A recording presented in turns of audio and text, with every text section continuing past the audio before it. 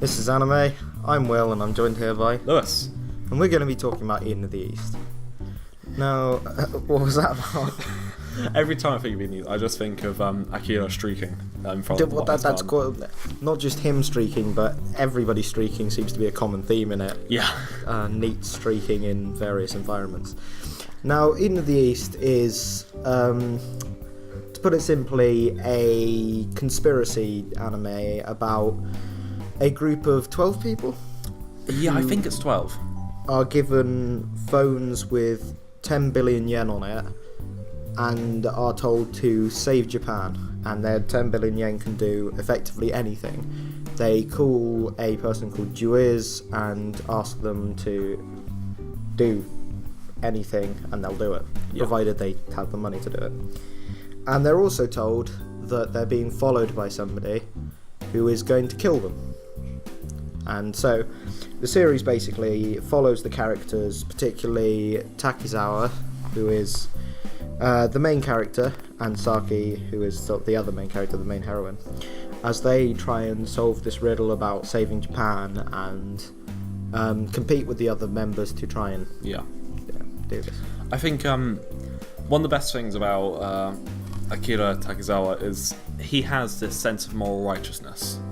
Very much like, and the way they introduce this character, he's not some sort of confident, well built up person. He's literally running down the White House gardens completely naked and runs into Saki. They build him as such a low down character, and he also has amnesia, so we don't actually know anything about. I think one of the key plot points, all the participants were forcibly given amnesia for they forgot their past lives. Yeah.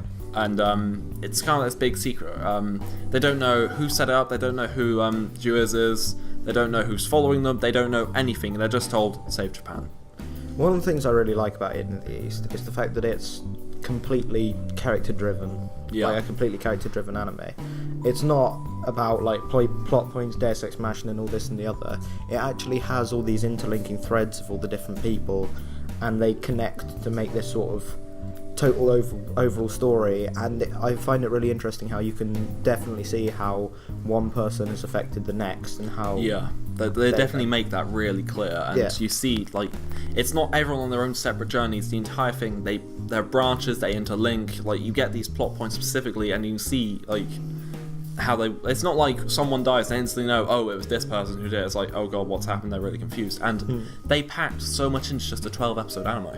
I must say it was incredibly short, but it was so effective. While I was waiting for the I watched the first film at the same time I watched the series. I got them in a box set, but I was waiting for the second film so much, because I mean, the one thing that's great about it is the way it ends everything with a sort of what could happen next in such a way that you can't help but want to watch more. It's not always a cliffhanger, but it's always a way that you sort of think. It's more like a suggestive, there are options here, but you don't know which one's going to be chosen. It's not always really suspense, I have to watch what happens. You're curious, what are they going to choose? What are they going to do? And that could be building up for an entire episode. It's amazingly well done. The other thing about it also is because it's so character driven with all these interlinking stories, it has stuff where it will show something in the first episode that will only actually come to fruition and actually become relevant in the sort of later post 5 episodes. Maybe sometimes, I believe in one case even in the movie, it only just really became relevant.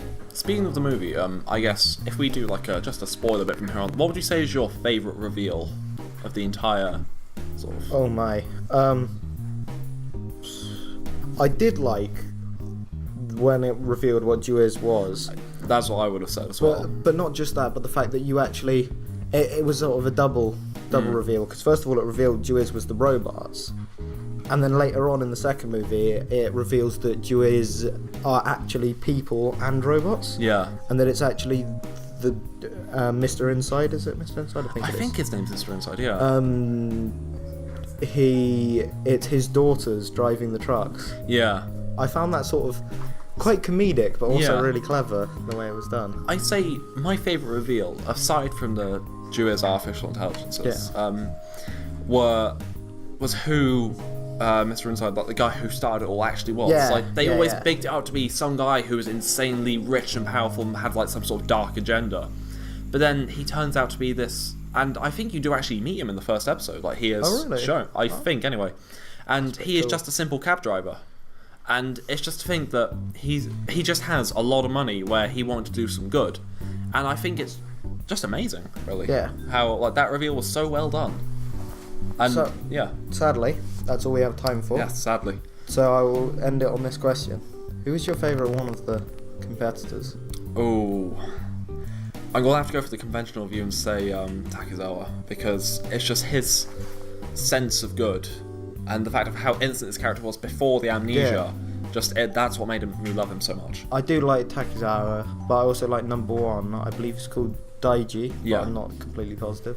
Anyway, what I like about him is how he sort of believes in that he's so principled that he believes in sort of the lesser of two evils, and he sort of believes that anything must be done for the good of Japan, even if it means sort of going that step further, which other people don't want to do. Yeah. And I really like that sort of drive. So anyway, this was Eden of the East. Like, comment and subscribe, and I would really recommend watching it. Definitely.